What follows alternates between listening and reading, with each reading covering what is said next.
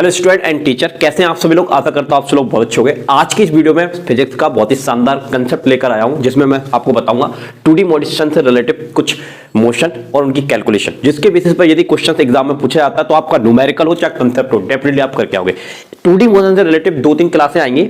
अगर आप सपोर्ट करोगे तो रेगुलर आपको पर डे क्लास मिलेगी बहुत ही शानदार कंसेप्ट के साथ। और अगर आप रेगुलरिटी नहीं दोगे तो हो सकता है कि मैं इस टॉपिक पे काम ना करूं। अगर आप रेगुलरिटी दोगे तो डेफिनेटली पूरे टॉपिक पढ़ाऊंगा आपको, जितने फिजिक्स के टॉपिक्स हैं 11th के हो चाहे 12th के हो, जो कि आपके एमपीटेट 1, 1, 2 में दोनों में सहयोग करेंगे। तो बहुत ही शानदार कंसेप्ट के साथ सिखाऊंगा। तो आइए बिना देरी करते हुए चीजों को समझने का प्रयास करते हैं। इससे पहले एक मोशन से रिलेटेड कुछ इंट्रोडक्शन की मैंने वीडियो बनाया हुआ था। यदि आप में से जिन अभ्यर्थियों ने वो वीडियो नहीं देखा है तो प्लीज उसका लिंक डिस्क्रिप्शन में दे दूंगा, वहां पर जाकर आप विजिट कर लेना। आइए समझते हैं 2D मोशन के क्या कंसेप्ट है। देखिए, तो वर्ग 1 और 2 दोनों में काम करेगा। वर्ग 1 में बिल्कुल डीप में, जितना डीप में पूछा जा सकता है पूरा डीप में मैं आपको बताऊंगा। 1 से 2 क्लासेस रहेंगे। देखिए 2D मोशन, 2D का मतलब क्या होता है, जिसमें 2 डायमेंशन होती हैं, यानी कि एक एक्स दिशा होती है और एक वाई दिशा होती है। तो कंपलसरी 2 डायरेक्शन होनी चाहिए, तो ही तो वो 2D है, यानी कि आपके पास एक प्लेन होना चाहिए। तो जब भी कोई मोशन, जबकि कोई गति प्लेन में होती है, कहां पर होती है, प्लेन में। जैसे बात करें 2D मोशन, तो 2D मोशन कहां पॉसिबल होता है, तो 2D मोशन के लिए हमको चाहिए होता है प्लेन। क्या चाहिए होता है मेरे भाई? प्लेन चाहिए होता है। ठीक है, ओके। तो प्लेन यानी कि समतल।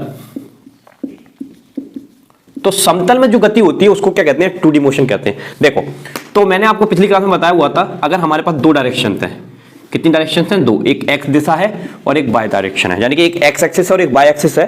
तो यहां पर यदि कोई ऑब्जेक्ट ऐसे सांप चल रहा है, या आपने किसी बॉल को ऐसे फेंक दिया या किसी चीज को घुमा दिया, तो इस तरह से मोशन चलना, या टेढ़े मेढ़े रास्तों में मोशन चलना, या गोल गोल घूमना, तो जितने भी कैटेगरी मोशन इसी प्लेन में पॉसिबल हो रहे हैं ना, तो ये सारे के सारे कौन से मोशन कहलाएंगे? आपके 2D मोशन कहलाएंगे। क्योंकि 2D मोशन में एक तो एक्स डायरेक्शन भी है और एक वाई डायरेक्शन भी है। ठीक है, तो आज हम इस 2D मोशन के काफी इंपॉर्टेंट टॉपिक की बात करेंगे, जिसका नाम है प्रोजेक्टाइल।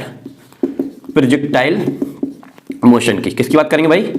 प्रोजेक्टाइल। प्रोजेक्टाइल को हिंदी में क्या कहते हैं? प्रक्षेप गति कहते हैं। और 2D मोशन में हमको पढ़ना होता है सर्कुलर मोशन। सर्कुलर मोशन, जिसको हिंदी में क्या कहते हैं? वृत्तीय गति। और एक तीसरी मोशन हम लेंगे रोटेशनल मोशन। ठीक है, तो इन सब पर मैं लेक्चर दे रहा हूं। तो आज की क्लास में हम कोशिश करेंगे प्रोजेक्टाइल मोशन को कंप्लीट करने की, लेकिन मैं फिर भी बता रहा हूं पूरे कंसेप्ट आपको 1 से 2 क्लास में क्लियर कर दूंगा मैं प्रोजेक्टाइल मोशन के, जितने भी रिलेटिव एग्जाम के पॉइंट ऑफ व्यू से इंपॉर्टेंट होंगे। ठीक है, और नेक्स्ट क्लास में हम सर्कुलर मोशन, फिर नेक्स्ट क्लास में हम क्या लेंगे? Rotational motion. ठीक है, समझ में की बात? हो सकता है हम सर्कुलर मोशन और रोटेशनल मोशन को एक साथ कंबाइन करके भी पढ़ सकते हैं। तो आज की क्लास में हम पढ़ेंगे प्रोजेक्टाइल मोशन। तो समझिए प्रोजेक्टाइल मोशन क्या होता है, इसको हम रब कर देते हैं। आपको मैं कुछ कंसेप्ट बताता हूं, ध्यान समझिएगा। देखो, सबसे पहले उनको सीखिए। ये हमारे पास 2 एक्सिस हैं, यानी कि एक एक्स है और एक हमारे पास क्या है? वाई है। ठीक है, और ये इसका क्या है? ओरिजिन, यानी कि मूल बिंदु है। ठीक है, अब हम लोगों ने क्या है? कुछ नामकरण कर लिए। इस दिशा को हम बोलेंगे हॉरिजॉन्टल डायरेक्शन। क्या बोलेंगे? Horizontal direction. ओके भाई, हिंदी में बोला जाए तो इसको बोलते हैं क्षैतिज दिशा। क्या बोला जाता है? क्षैतिज दिशा बोला जाता है। ये ऊपर नीचे ऐसे, इसको हम क्या बोलते हैं? Vertical direction. वर्टिकल डायरेक्शन, इसको हिंदी में बोला जाता है ऊर्ध्वाधर दिशा। क्या बोला जाता है? ऊर्ध्वाधर दिशा। तो हॉरिजॉन्टल और वर्टिकल। तो एक पत्थर लिया, यहां पर खड़े हुए व्यक्ति ने उस पत्थर को फेंक दिया ऊपर की तरफ, ऐसे, मतलब अदर देन दी वर्टिकल। ऊपर की तरफ नहीं, सीधा ऊपर की तरफ नहीं, वर्टिकल नहीं, अदर देन दी वर्टिकल, कोई पर्टिकुलर एंगल पर। तो जब किसी पिंड को ऊर्ध्वाधर दिशा से भिन्न किसी अन्य दिशा में कुछ एंगल बना के कुछ वेग के साथ फेंक दिया जाता है, तो वो ऐसे गति करता है। ये वाला जो मोशन होता है, ये वाला जो रास्ता बनाते हुए जाता है ना, इसी का नाम हमने क्या रखा है? प्रोजेक्टाइल। प्रोजेक्टाइल मोशन नाम रखा है। क्या नाम रखा है? Projectile motion. अब इस प्रोजेक्टाइल में अगर आप ध्यान से देखेंगे ना, ध्यान से देखने का मतलब क्या है? अगर ये हमारा पॉइंट P, अच्छा एक और चीज मैं आपको बता देता हूं, प्रोजेक्टाइल क्या होता है? प्रोजेक्टाइल फेंके जाने वाले पिंड को बोलते हैं, फेंके जाने वाले ऑब्जेक्ट को कहते हैं, जिसको थ्रो करते हैं। जिस ऑब्जेक्ट को भी थ्रो करोगे उसी को प्रोजेक्टाइल कहेंगे। तो ये P को हम थ्रो कर रहे हैं, तो अब ये जब P जा रहा है, यहां पर आ गया ये P। ठीक है, तो अगर आप यहां से परपेंडिकुलर डालोगे, यहां से परपेंडिकुलर डालोगे, यानी कि इस पॉइंट से इस एक्सिस पर परपेंडिकुलर डाला आपने, और इसी पॉइंट से इस एक्सिस पर परपेंडिकुलर डाला, तो इससे क्या पता चलेगा कि आपको कि ये वाला जो प्रोजेक्टाइल है वो एक्स में कितना मीटर चला है और वाई में कितना ऊपर गया है। तो इसका मतलब ये हुआ कि जब प्रोजेक्टाइल ऐसे गति करता है तो इसका एक्स और वाई दोनों कोऑर्डिनेट चेंज हो जाते हैं। एक्स और वाई दोनों कोऑर्डिनेट चेंज हो जाते हैं। इसलिए हम कहते हैं कि P का ये वाला जो मोशन है ना, ये वाला प्लेन में, वो प्रोजेक्टाइल मोशन है, क्योंकि इसका एक्स निर्देशांक भी चेंज हो रहा है, वाई निर्देशांक भी चेंज हो रहा है, इसलिए इसका नाम क्या रख दिया हमने, प्रोजेक्टाइल। फेंके जाने वाले पिंड को क्या कहते हैं, प्रोजेक्टाइल कहते हैं। अब सुनो, ये प्रोजेक्टाइल जब ऐसे चलता है तो ये हॉरिजॉन्टल डायरेक्शन में भी चेंज आ रहा है, इसका वर्टिकल, तो यानी कि सामने की तरफ भी भाग रहा है और ऊपर भी तरफ उड़ रहा है, तो ये वाला जो मोशन कहलाता है ये प्रोजेक्टाइल मोशन कहलाता है। अब जितनी भी कैलकुलेशन है सारी चीजें मैं आपको बताऊंगा, कुछ और चीजें समझाता हूं। पहले मैं आपको एक दो चीजें बहुत अच्छी चीज समझा दूं जिससे आपकी कंसेप्ट अच्छे से क्लियर हो जाएंगे। देखो, ये मान लीजिए आपके पास दो एक्सेस है, एक एक्स है और एक वाई है, ठीक है। यहां से हमने किसी ऑब्जेक्ट को फेंका, u वेलोसिटी थी, कितनी वेलोसिटी थे, u, कुछ एंगल बनाते हुए थीटा, ठीक है। अब ये मोस्ट इंपॉर्टेंट कंसेप्ट है, याद रखिएगा फिजिक्स का। देखिए कि जब भी किसी पार्टिकल को किसी ना किसी वेलोसिटी अगर हम फेंक रहे हैं, ठीक है, और थीटा एंगल बनाते हुए फेंक रहे हैं, तो उसके दो कंपोनेंट हम बना सकते हैं। एक परपेंडिकुलर इधर डालेंगे तो ये एक कंपोनेंट, और एक परपेंडिकुलर इधर डालेंगे तो ये एक कंपोनेंट। ये वाले कंपोनेंट का हम नाम रखेंगे, ये एक्स डायरेक्शन में है ना, इस एक्स डायरेक्शन में तो इसको हम बोलेंगे हॉरिजॉन्टल कंपोनेंट। और इस हॉरिजॉन्टल कंपोनेंट को कैसे लिखा जाएगा, हम तोड़ किसको रहे हैं, यू को, तो जहां थीटा हो वहां पर लिखेंगे यू कॉस थीटा। क्या लिखेंगे, यू कॉस थीटा। यहां कोई थीटा नहीं है, वहां पर क्या आएगा, यू साइन थीटा। और इस डायरेक्शन का नाम मैं पहले ही बता चुका हूं, वर्टिकल डायरेक्शन यानी कि ऊर्ध्वाधर दिशा, तो ये वर्टिकल कंपोनेंट कहलाएगा।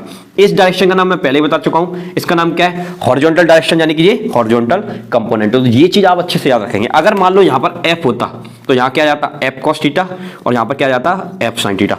कोई भी क्वांटिटी जिसको रिजॉल्व कर रहे हैं दो कंपोनेंट में, यहां एंगल होगा वहां कॉस लिखना है, और जहां एंगल नहीं होगा वहां पर साइन लिखना। इतनी बात अगर आप अच्छे से माइंड में बिठा लेते हैं, डेफिनेटली कोई भी चीज आप अच्छे से बना पाएंगे। समझ में आ गई बात, ठीक है। तो ये दोनों कंसेप्ट आपको समझ में आ गए होंगे, किसको क्या बोलना है, ठीक है। अब देखो, अब मैं आपको नई चीज बताता हूं। देखो, अगर हम बात करें प्रोजेक्टाइल, किसकी बात करें, प्रोजेक्टाइल। प्रोजेक्टाइल आपके दो तरह के हैं। कितने तरह के प्रोजेक्टाइल हैं, दो तरह के। एक प्रोजेक्टाइल आपका जो रहेगा वो प्रोजेक्टाइल रहेगा आपका horizontal projectile, horizontal projectile, okay भाई। दूसरा आपका जो प्रोजेक्टाइल रहेगा वो रहेगा एंगुलर, एंगुलर प्रोजेक्टाइल, ठीक है। अब हॉरिजॉन्टल प्रोजेक्टाइल क्या होता है, देखो, हम किसी मीनार पर चले गए, या हम हेलीकॉप्टर में बैठे हैं, या हम किसी मीनार पर हैं, या किसी चोटी पर है, या किसी टावर पर है, ठीक है। तो ये बंदा टावर पर खड़ा होकर एक पार्टिकल को सामने की तरफ फेंक देता है हॉरिजॉन्टल वेलोसिटी से। कौन सी वेलोसिटी थे, हॉरिजॉन्टल वेलोसिटी से। तो ये थोड़ी देर बाद ऐसे गिर जाएगा। ये वाला जो प्रोजेक्टाइल होगा वो कौन सा प्रोजेक्टाइल होगा, हॉरिजॉन्टल यानी कि क्षैतिज प्रक्षेप होगा। कौन सा प्रक्षेप होगा, क्षैतिज प्रक्षेप, ठीक है। अब एंगुलर प्रक्षेप क्या होता है, एंगुलर प्रक्षेप में हम लोग जमीन पर खड़े होकर, कहां पर खड़े होकर, जमीन पर खड़े होकर क्षैतिज से कुछ कोण बनाते हुए एक ऑब्जेक्ट को फेंक देते हैं थीटा कोण पर, ये तो फिर ये ऐसे गिरेगा।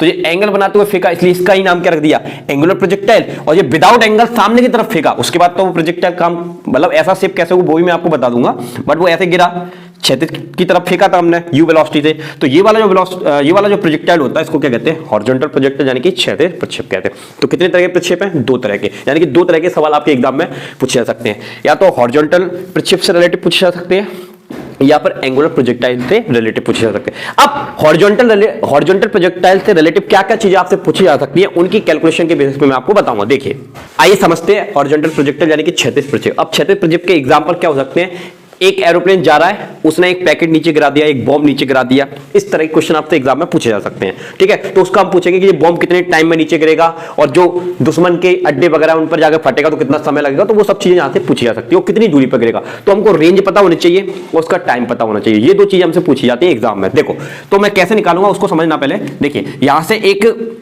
बंदे ने पार्टिकल को लिया या कोई पैकेट लिया, ऐसे फेंक दिया।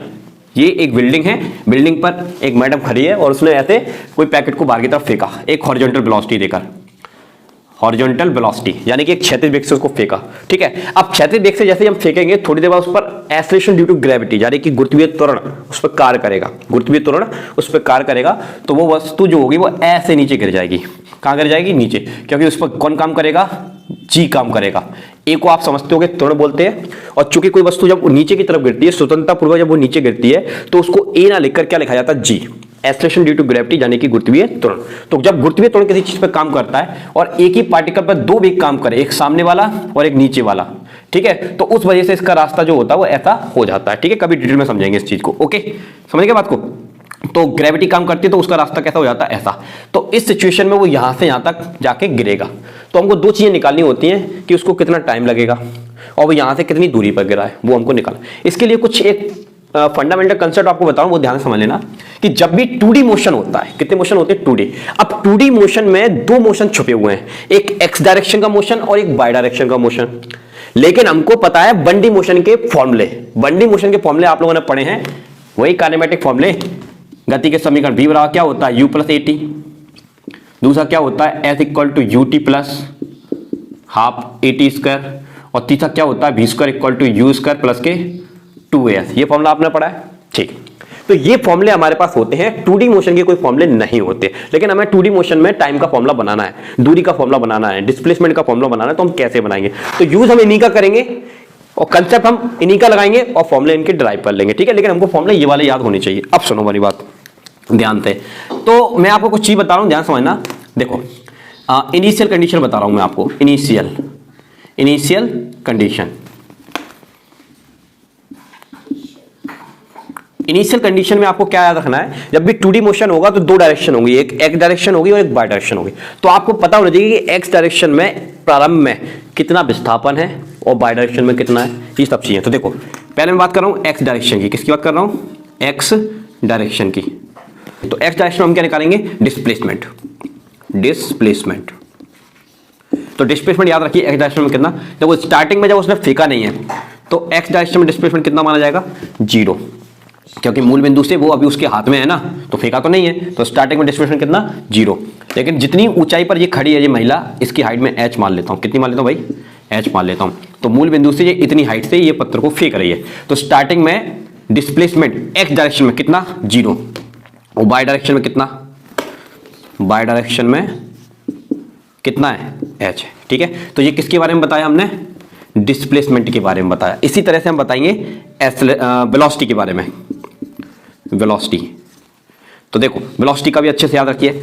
देखो एक्स डायरेक्शन में वेलोसिटी कितनी, जो हम देंगे उसको कितनी? u। बाय डायरेक्शन में वेलोसिटी कितनी, तो याद रखना स्टार्टिंग में बाय डायरेक्शन में नीचे की तरफ वेलोसिटी कितनी होती है? 0, क्योंकि 1 सेकंड बाद एक्सेलरेशन काम करेगा तब उसको वेलोसिटी में चेंज दिखेगा, लेकिन स्टार्टिंग में उसकी वेलोसिटी कितनी होती है? 0। ये हमेशा याद रखना कि बाय डायरेक्शन में स्टार्टिंग में वेलोसिटी कितनी होती है? 0, और एक्स डायरेक्शन में कितनी होती है? u, ठीक है। अब मैं आपको बताता हूं एक्सेलरेशन। एक्सेलरेशन यानी कि त्वरण।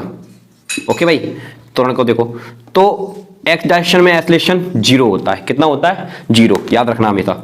और वाई डायरेक्शन में एक्सेलरेशन कितना होता है? g होता है। कितना होता है? g, ठीक है। ओके भाई, तो एक्स डायरेक्शन में एक्सेलरेशन कितना? 0, और वाई डायरेक्शन में कितना? g। ये चीज अगर आपको याद है ना, 2D मोशन का कोई भी क्वेश्चन आप चुटकियों में बना दोगे। देखो अब मैं आपको बताता हूं कि ये जो पार्टिकल जब ये नीचे गिरेगा तो इसको कितना टाइम लगेगा, ठीक है। कौन सी प्रोजेक्टाइल के लिए निकाल रहा है? हॉरिजॉन्टल प्रोजेक्टाइल के लिए निकाल रहा है, ठीक है।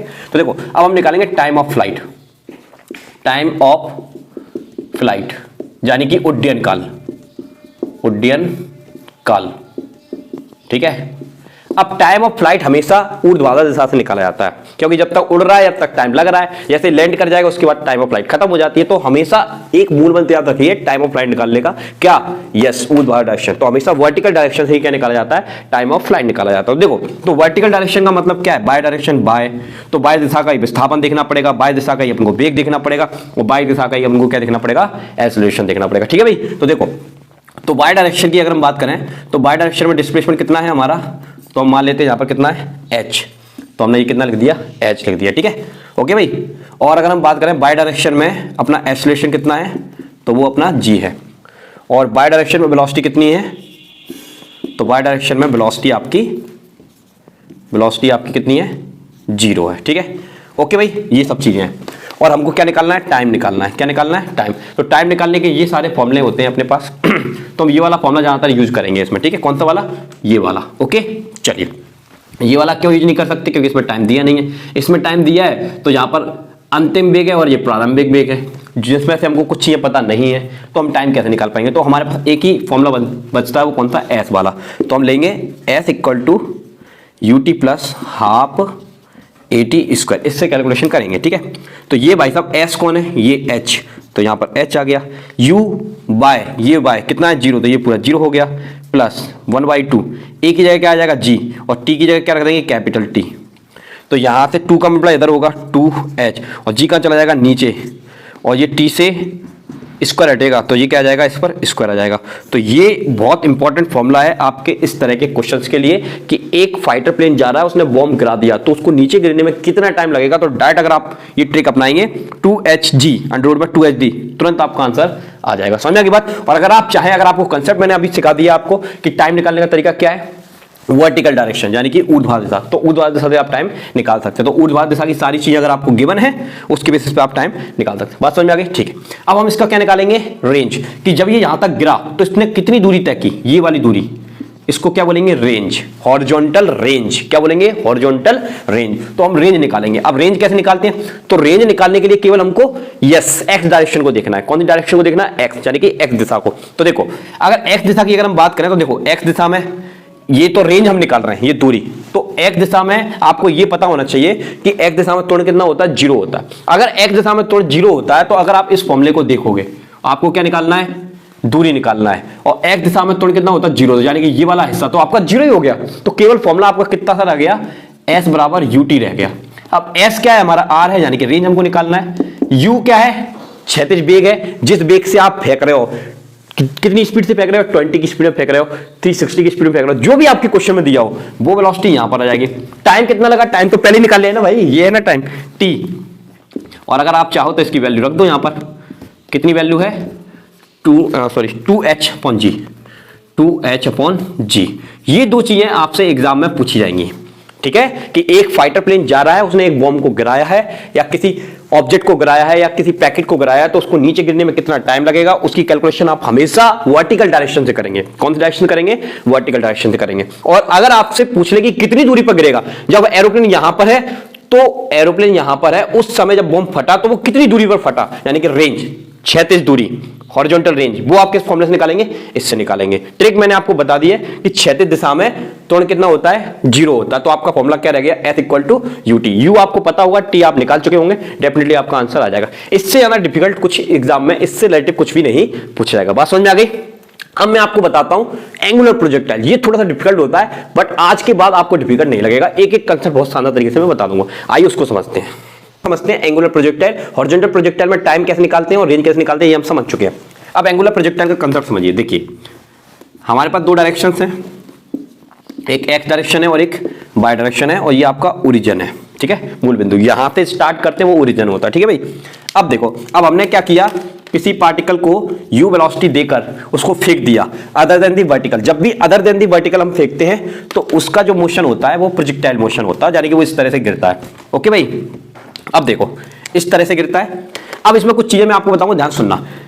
यहां से हम पार्टिकल को फेंकते हैं, उसको क्या कहते हैं, प्रोजेक्शन पॉइंट।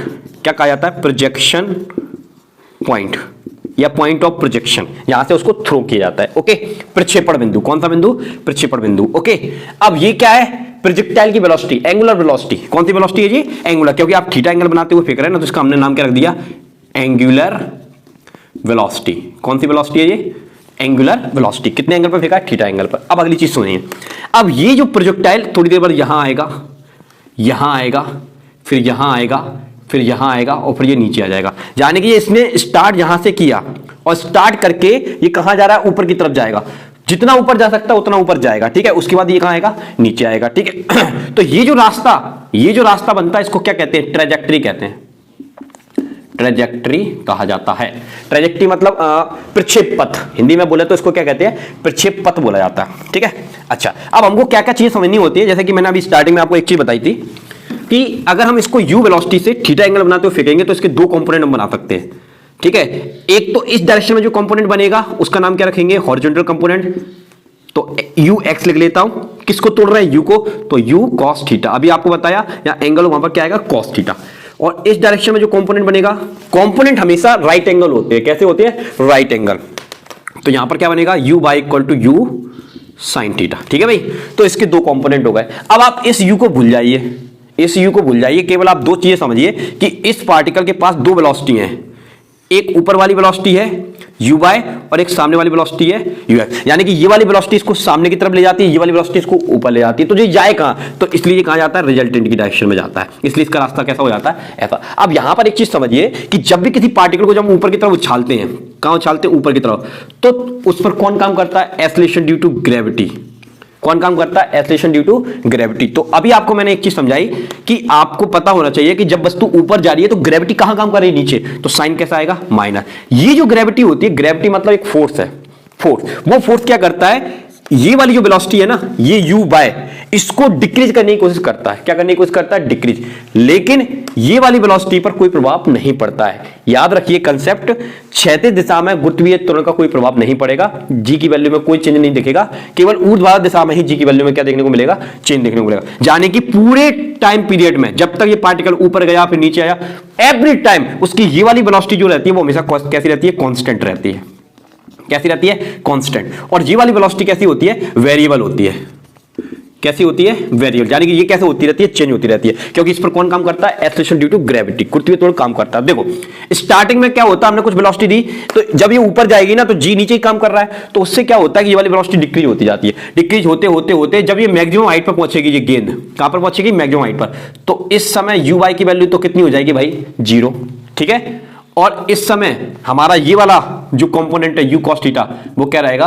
कांस्टेंट। ठीक है। यानी कि ये वाली वेलोसिटी 0 हो जाती है और ये वाली वेलोसिटी मतलब ऊर्ध्वाधर वेलोसिटी, ये वाला कंपोनेंट 0 हो जाता है और ये वाला कंपोनेंट अभी भी रहता है। और जी कहां काम कर रहा होता है? नीचे की तरफ काम कर रहा होता है। तो अगेन ये इसको खींच के कहां ले आता है? नीचे ले आता है। इसलिए इसका मोशन इस तरह का हो जाता है। तो आपको यहां पर क्या याद रखना है कि जब भी देखो वर्ग 1 का एग्जाम देने जा रहे हो, इसलिए आपको डीप में हर एक चीज पता होनी चाहिए, कौन सी चीज कैसे काम कर रही है। ठीक है। आपसे वो पूछ भी सकते हैं कि इस लोकेशन पर मैक्सिमम हाइट पर उसकी वेलोसिटी बताओ। कहां पर? मैक्सिमम हाइट पर उसकी वेलोसिटी बताओ। वो आपको एंगल दे देंगे और कुछ इनिशियल वेलोसिटी दे देंगे। ठीक है। तो आपको बतानी है, लेकिन आपको तो ये पता है कि मैक्सिमम हाइट पर तो वेलोसिटी 0 होती है ना। इससे निकालेंगे, कहां से निकालेंगे? You cos theta. एंगल की वैल्यू रख दो, यू की वैल्यू रख दो, आप निकाल सकते हो। ठीक है। तो इस तरह से आप हॉरिजॉन्टल वेलोसिटी उसकी निकाल सकते हो। क्लियर है बात? तो ये कंसेप्ट आपको पता होना चाहिए। तो ऊपर की तरफ जाते हैं तो यू साइन थीटा डिक्रीज होता जाता है। ठीक है। ऊपर गए डिक्रीज हुआ, फिर नीचे आने पर बढ़ जाता है, क्योंकि ग्रेविटी की डायरेक्शन में काम करेगा तो बढ़ेगा। ठीक है। तो ये वाला जो प्रोजेक्टाइल होता है इसको क्या बोलते हैं? Angular projectile. अब देखो इसमें हमको क्या क्या निकालना होता है। तो ये यहां से स्टार्ट किया और यहां पर जाकर फिनिश हो गया। ये वाली जो हाइट होती है ना, ये वाली इसको हम बोलते हैं मैक्सिमम हाइट। क्या बोलते हैं? Maximum height. यानी कि हमको इसका मैक्सिमम हाइट निकालना पड़ेगा। यहां से यहां तक गिरने में पहले ऊपर गया फिर नीचे आया, तो यानी कि मैक्सिमम हाइट तक जाना और पुनः उसी तल में वापस आने में जो टाइम लगता है उसको बोलते हैं टाइम ऑफ फ्लाइट। यानी कि हम इसका टाइम ऑफ फ्लाइट निकालेंगे, मैक्सिमम हाइट निकालेंगे, और ये कितनी दूरी पर गिरा उसको बोलते हैं रेंज। क्या बोलते हैं? Range, horizontal range. तो यानी कि हम उसकी क्या निकालेंगे? Horizontal range. तो ये सारी कैलकुलेशन मैं आपको करके दिखाता हूं। चलिए स्टार्ट करते हैं एक एक करके। एंगुलर प्रोजेक्टाइल, इसे अभी मैंने एक्सप्लेन किया था, इसका डायग्राम मैंने यहां पर बना दिया है। यू क्या होता है? Angular velocity. ठीक है। जो थीटा एंगल से फेंकते हैं इसलिए इसको क्या कहते हैं? Angular velocity. इसके दो कंपोनेंट किए, यहां पर कोई एंगल नहीं होता, वहां पर cos theta, sorry sine theta, और जहां एंगल होता है वहां पर क्या आता है? Cos theta. इसको हॉरिजॉन्टल कंपोनेंट बोलेंगे, इसको वर्टिकल कंपोनेंट बोलेंगे। यानी कि ये क्षैतिज घटक है और ये ऊर्ध्वाधर घटक है। ठीक है। यहां से ये मैक्सिमम हाइट तक जाएगा। मैक्सिमम हाइट पर यस आपकी वर्टिकल वेलोसिटी 0 हो जाएगी, क्योंकि यहां पर एक्सेलरेशन कहां काम करेगा? नीचे की तरफ काम करेगा। ठीक है। स्टार्टिंग में यहां पर एक्सेलरेशन, देखो ये पार्टिकल कहां जा रहा है? ऊपर की तरफ जा रहा है। कितनी वेलोसिटी से? u बाय से। लेकिन एक्सेलरेशन कहां काम करेगा? नीचे की तरफ काम करेगा। तो इस समय g की वैल्यू कैसी होगी? नेगेटिव होगी। तो जब वो ऊपर जाता है ना तो g नीचे की तरफ काम करता है, तो वेलोसिटी कितनी हो जाती है? 0। इसके बाद तो नीचे ही टपकना है तो वो उसी के बराबर आ जाएगा। यानी कि यहां से तो वही आपका हॉरिजॉन्टल प्रोजेक्टाइल ही रहता है। हमको तो यहां से यहां तक की एक्सप्लेनेशन समझना है। ठीक है भाई। अच्छा, अब मैं आपको धीरे धीरे एक एक चीज निकालना बताता हूं। एक और दो चीजें आप और याद रख लीजिए। देखिए हॉरिजॉन्टल डायरेक्शन में ये तो वेलोसिटी होगी, हॉरिजॉन्टल वेलोसिटी यानी कि क्षैतिज वेग। आप त्वरण और याद रखिए कितना होता है? 0 होता है। कितना होता है? 0। और वर्टिकल डायरेक्शन में त्वरण कितना होता है? तो आपको पता है -g, क्योंकि पार्टिकल ऊपर जा रहा है और ग्रेविटी कहां काम कर रही है? नीचे। ये दो फिगर अच्छे से रट लीजिए, एक एक चीज आप इसकी कर पाओगे। चलो सबसे पहले हम निकालते हैं इसका टाइम ऑफ फ्लाइट। क्या निकालते हैं मेरे भाई? Time of flight. ध्यान समझना भाई, ग्रेड 1 का और 2 का आप एग्जाम देने जा रहे हो तो हर एक चीज आपको पता होनी चाहिए किस तरह का न्यूमेरिकल आपके एग्जाम में आ जाए। और पिछली बार का आप पेपर उठा के देखोगे ना तो मोस्टली वहां पे न्यूमेरिकली सबसे ज्यादा आए थे। ठीक है। तो न्यूमेरिकल अच्छे करने हैं तो कंसेप्ट अच्छे से आपको आनी चाहिए। ठीक है। तो टाइम ऑफ फ्लाइट निकालने का मूल मंत्र क्या सिखाया? हमेशा किस डायरेक्शन को देखना है? वर्टिकल। तो वर्टिकल डायरेक्शन में वर्टिकल डायरेक्शन को ही हमको देखना होता है।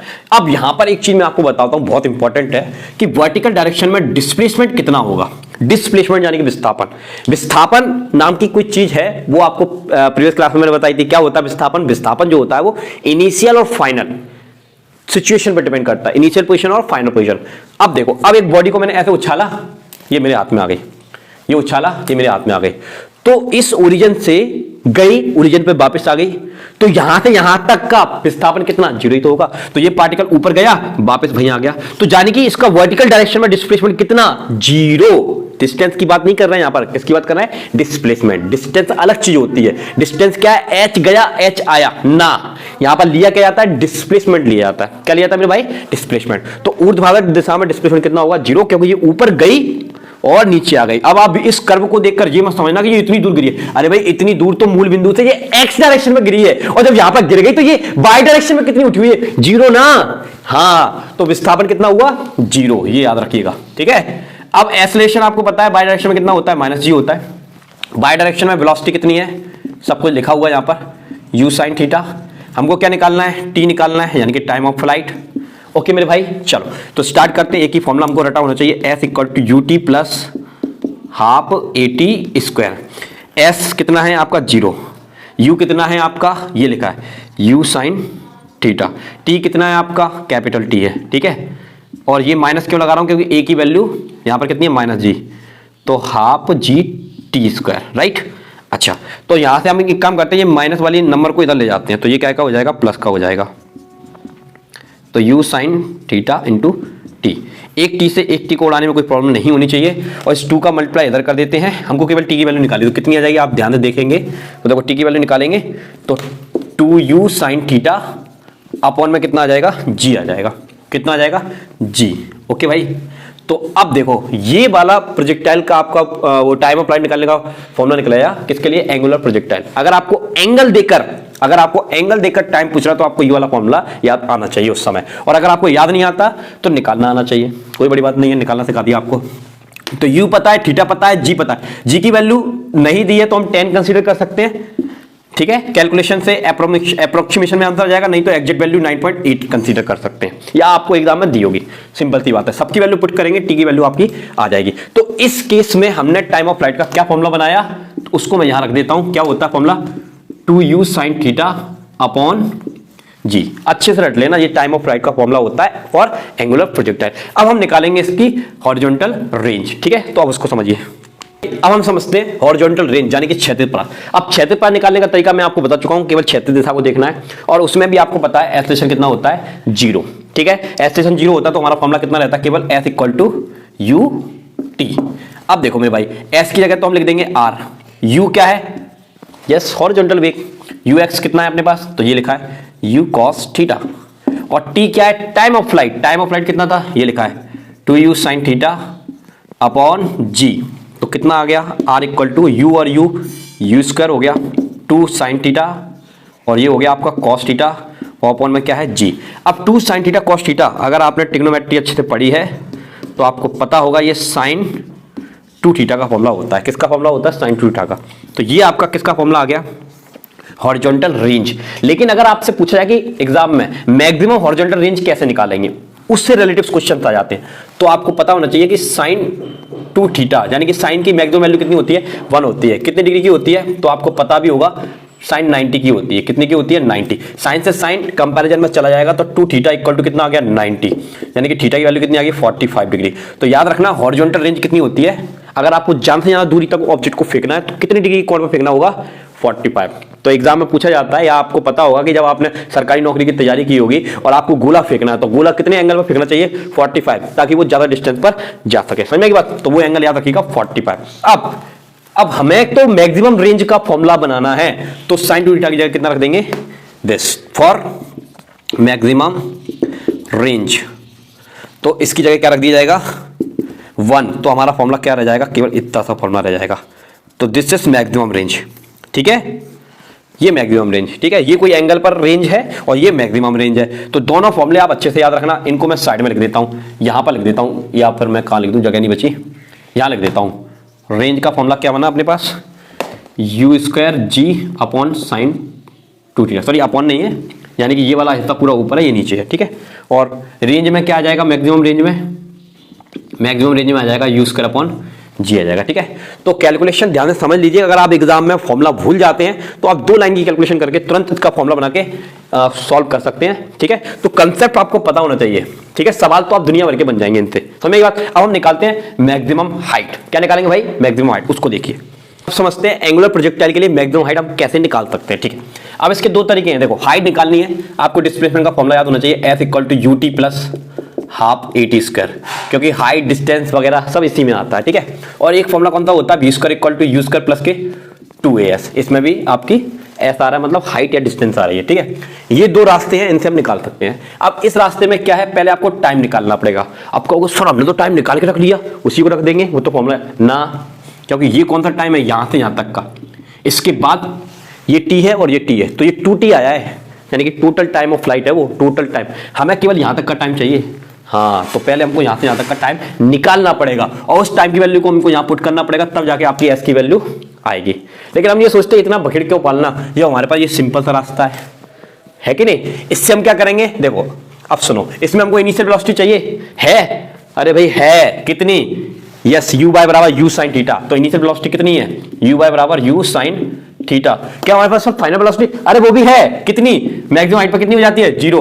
तो इसको V मान लो, ये कितनी हो गई? 0। क्या एक्सेलरेशन पता है? हाँ वो भी पता है भाई, कितना होता है? A = -G होता है। ओके, क्या निकालना है? यस, SY निकालना है, यानी SY मतलब आप क्या मान लो इसको? H क्या करना है हमको? तो बस आपके सामने फॉर्मूला लिखा है, V² = U² + 2AS। अब V की जगह कितना है? 0, तो ये भाई साहब 0 हो गया। U की जगह कितना है? ये, तो ये U² sin² थीटा हो गया। ये माइनस क्यों लिख दिया? क्योंकि आपको पता है एक की जगह मैं क्या लिखूंगा? G, और S की जगह क्या लिखूंगा? H। इस भाई साहब को इधर फेंक दो, तो 2GH बराबर कितना आया? U² sin² theta. यहां से H की वैल्यू आएगी तो U² sin² theta upon 2G। This is maximum height. तो ये किसका फॉर्मूला आ गया? मैं तुरंत निकाल लिया। अब अगर आप उस रास्ते से निकालने की कोशिश करते तो पहले आपको टाइम निकालना पड़ता। क्या निकालना पड़ता? टाइम। अगर आपको ये सब सिचुएशन दी है तो आप डायरेक्ट भी निकाल सकते हैं, फिर आप जैसे भी आप दिमाग लगा के आप यूज कर सकते हैं। ठीक है, अगर आप मैं बताऊं कि इससे कैसे निकालना है तो पहले आपको टाइम निकालना पड़ेगा। तो टाइम के लिए वही फॉर्मूला होता है अपने पास, B = U + AT। ठीक है, तो आपको इनिशियल पता ही था U की वैल्यू। ठीक है, और फाइनल वेलोसिटी आपकी 0 थी, A आपको पता ही था, T निकाल लेते और इस T को यहां पर पुट करते तब आपका आंसर था। लेकिन इससे अच्छा पढ़ना है, इससे कर लिया। तो ये फॉर्मूला अच्छे से याद कर लेना, मैक्सिमम हाइट का फॉर्मूला है। इसको भी मैं यहां पर लिख देता हूं, H बराबर क्या होता है?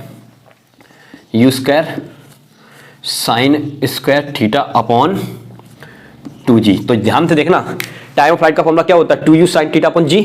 ओके भाई, और मैक्सिमम रेंज का क्या होता है? R = U² sin 2 theta upon G। ठीक है, और मैक्सिमम हाइट का क्या होता है? U² sin² theta upon 2G। ठीक है, और अगर आप साइन की वैल्यू को बंद कर दोगे तो ये U² अपॉन कितना आ जाएगा? 2G आएगा। इतनी बात समझ में आ गई। अब हमको एक नई चीज इसमें निकालनी है, यानी कि अगर आपसे पूछा जाए एग्जाम में कि ये जो पार्टिकल जब ऐसे मोशन करता है, ये जो इसका रास्ता होता है, ट्रेजेक्ट्री होती है, ये ट्रेजेक्ट्री कैसी होती है?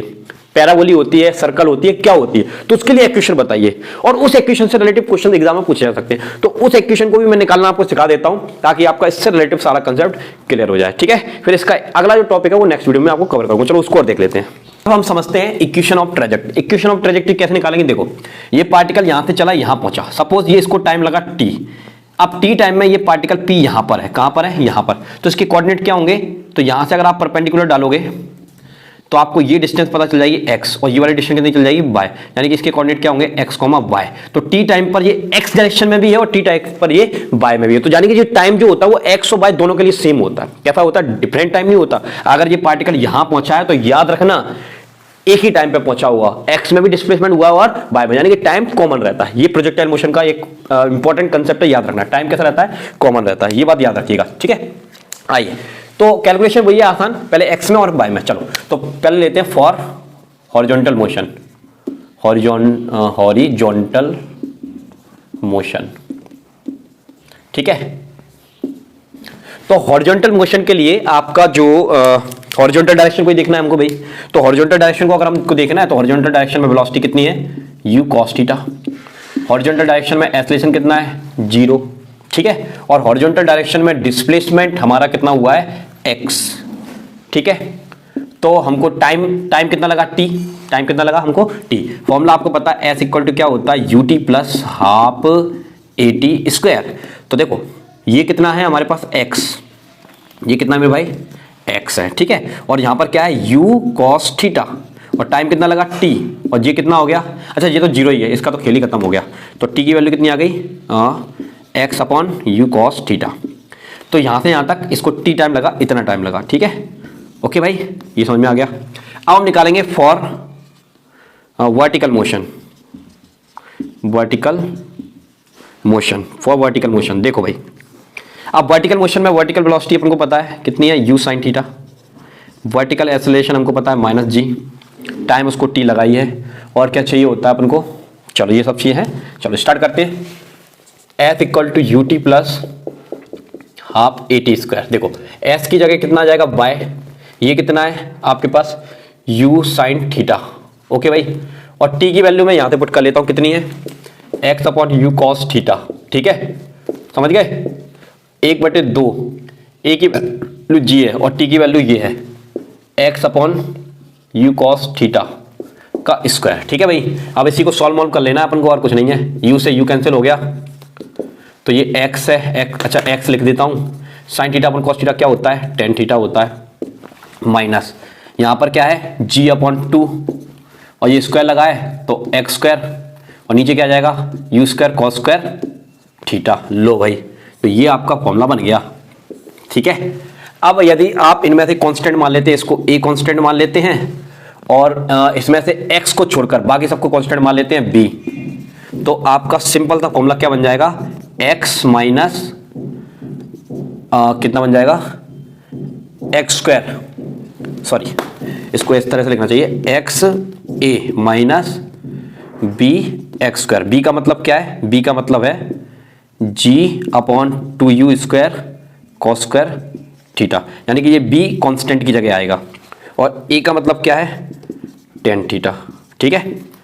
और जब यहां पर पावर 1 हो और यहां पर पावर 2 हो तो उसका रास्ता पैराबोलिक होता है, यानी कि प्रक्षेप का जो पथ होता है वो परवलयाकार होता है। तो ये हमारा परवलय का इक्वेशन आ गया है। और अगर आपको ये इक्वेशन याद है तो आपको अगर वैल्यू दी है, थीटा की वैल्यू दी है और इन सब की वैल्यू दी है, तो आपस में कंपेयर करके आप वेलोसिटी निकाल सकते हो, एंगल निकाल सकते हो, जो भी चीज आपसे रिक्वायरमेंट न्यूमेरिकल में जब कराऊंगा तो वो आपको वहां पर और अच्छे समझ में आ जाएगा। बट अगर आपको ये फॉर्मूला याद नहीं है तो आपको डेरिवेशन पता होना चाहिए, इसको निकालते कैसे हैं। 1-2 मिनट आपसे लगेंगे अगर आपको कंसेप्ट अच्छे से पता है, और वो मैंने बहुत अच्छे से आपको सिखा दिया है। सारे फीचर्स यहाँ पर लिखे हुए हैं, इनको अगर आप माइंड में याद रखते हो डेफिनेटली कोई भी क्वेश्चन प्रोजेक्टाइल मोशन से आपसे बचेगा नहीं। और इसकी सेकंड क्लास में इसके जो भी फीचर्स बच गए उनको कवर करेंगे। तो आज की इस वीडियो में इतना ही। यदि वीडियो पसंद आया तो दिल से लाइक जरूर कर देना, अपने दोस्त यारों को जरूर शेयर करना, और सपोर्ट करोगे तो रेगुलर आपको हर एक कंसेप्ट की मैं वीडियो देने वाला हूं। आज की वीडियो में इतना ही, मिलते हैं नेक्स्ट वीडियो के साथ। अभी के लिए जय हिंद, जय भारत, थैंक यू।